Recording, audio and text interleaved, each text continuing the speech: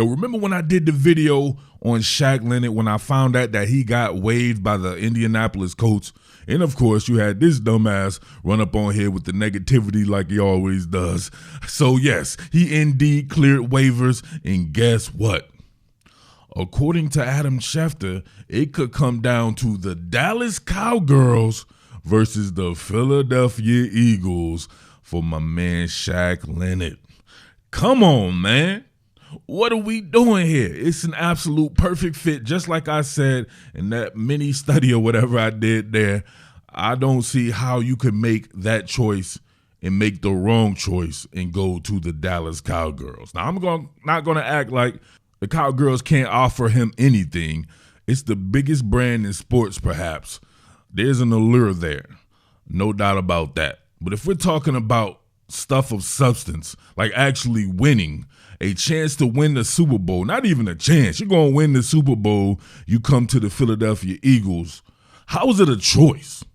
Come on, Shaq Leonard, you're not that guy, right? You're not that guy to make a poor decision at this pivotal point in your career and going to the Dallas Cowgirls. I call it the perfect fit because Shaq Leonard in the past has been known as one of the best coverage linebackers, if not the premier coverage linebacker in the game. And we've had certain packages now that focus on man coverage. You can see James Cook right here getting wheeled up the field. You have your man Nicholas Morrow on him. Obviously, they're running a little bit of interference right here, run him through the sanitation, and he's unable to get on top of this route here. A cat like Darius Leonard, I'm sorry, Shaq Leonard would definitely be able to circumvent something like this. This was almost death knell right here. It just so happened James Cook dropped the ball. But Morrow was definitely beat on this play right here.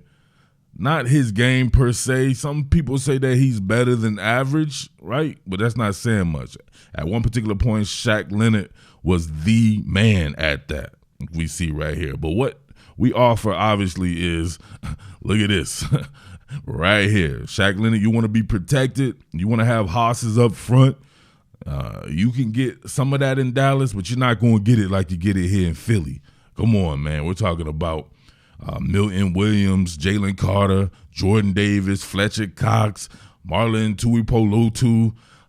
Come on. You're flanked by Brandon Graham and Haas Reddick and Josh Sweat. That alone right there should be very enticing to you, and we have the spot open. Think about that. You lost starter Nakobe Dean, and you have two guys in Zach Cunningham and Nicholas Morrow who weren't even really thought of before camp began, right? And then Morrow wasn't even on the team when camp wrapped. So imagine that right there. There's a spot there for you to play a lot. Dallas been playing some pretty good ball. You can't front on that. They're having a pretty good season.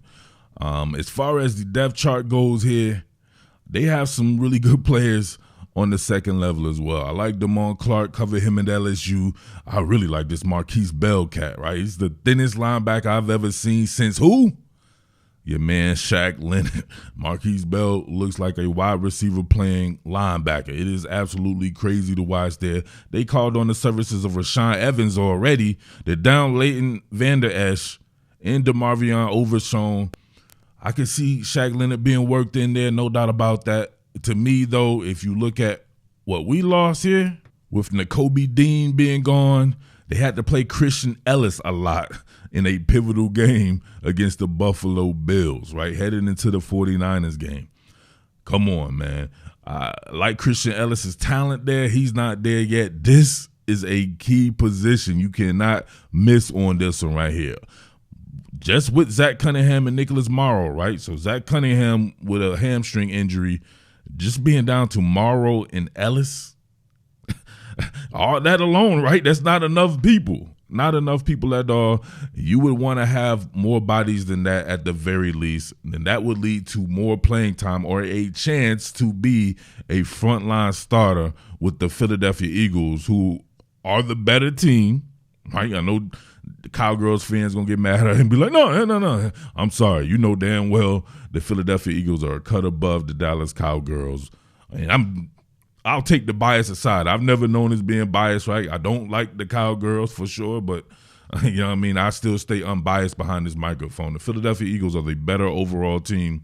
But Dallas is very good too, no doubt about that. I cannot wait for that second game.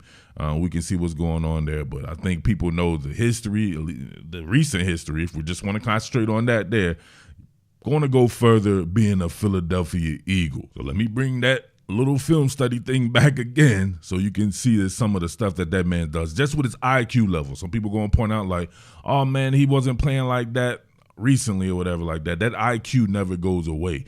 Once you get somebody who's a veteran and they come in and bring in a whole new regime, you just may not fit that regime. It may not even be anything to do with his injuries. It's just learning a new system at that same place. Sometimes it's better to learn a new system away from where you're already comfortable, if you get what I'm saying there. All right? Let me know what you think, though. Was it better for him to go to the Cowgirls or the Eagles? Let me know. Fly, Eagles, fly. Look at the football intelligence on this cat right here. Actually going to have one of those fake stretch plays, right? Stretch into a boot. You get the tight end right here. He's going to squeeze. It looks like he's going to be working with the zone flow there, and then he bends it upfield trying to run a seam route. Darius Leonard all over it. This is an incredible play right here. Look at this right here. Squeeze down, squeeze. Look at him turn, flip those hips, and he's right in the hip pocket of the tight end right here. Sam Darnold on the deep set off of that play action there. And look at this. Yaka. Come on, man. We ain't seen nothing like that from the linebackers this year. At least the guys that you guys are really into, like Cunningham and Morrow. Like, this is a different type of skill set right here. This guy at 230 pounds. Now, listen, and people want Darius Leonard, and people will talk about Dean being too small. Darius Leonard is 6'2", but he's only 230 pounds. I met this cat before. He was like on the all-Somalian team, right? For real. That man is the thinnest linebacker I've ever seen in my life. He just looks like a big receiver. But the guy can hit, cover, everything you can think of right here. This is an incredible play. But look at it from this standpoint right here. Watch him contain right here. He's going to be in his gap. Man, his gap. Look at him. Look immediately towards the quarterback right here to see what's going on with this action here. He's not fooled by that action right off the boot, and then he still keeps his keys right there and is able to turn and flip with the tight end who looks like he was just going to be running with that zone blocking scheme. Come on, man. That's nasty. Same deal right here. You can see him work weak side here. Watch him scrape, get around the block right there. Come on, man. Make that big man fertilize himself. Big men ain't supposed to fertilize himself and roll like that. He skirts around that block, immediately takes presence, and he is the turnover machine. If I've ever seen one, he's got that punch. Look at him right there. You see him raising the long arms of the Lord right there. Bang! Hit your boy Dalvin Cook, knocked him all out of sorts right there. He dropped the ball, fumbled that shit like that. That's what he does, man. Creates havoc, can cover downfield, can cover shallow zone duty, can diagnose him with Morrow and Cunningham. Good night. You better hope Howie Roseman doesn't go for this one right here. The league better pray. Better absolutely pray. All right, I remember when this play right here happened. He got your boy Jameis really good. You can see him mugging the A-gap right here. Now, he explained it. He says his corner has off-man coverage, so he knows he has help underneath, and he's going to be the help underneath, right? But he's coming from the A-gap. Watch this. He engages the lineman and then presses back, and look at that. What? Come on. This man is intercepting shit from the A-gap, mugging the A-gap right here.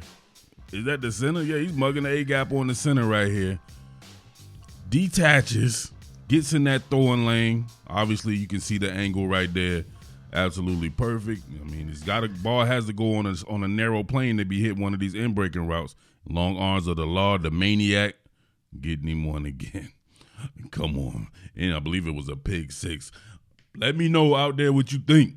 Come on, Eagles fam, that this one wouldn't be the sealer of all sealers. Everybody keep crying about the linebacker position.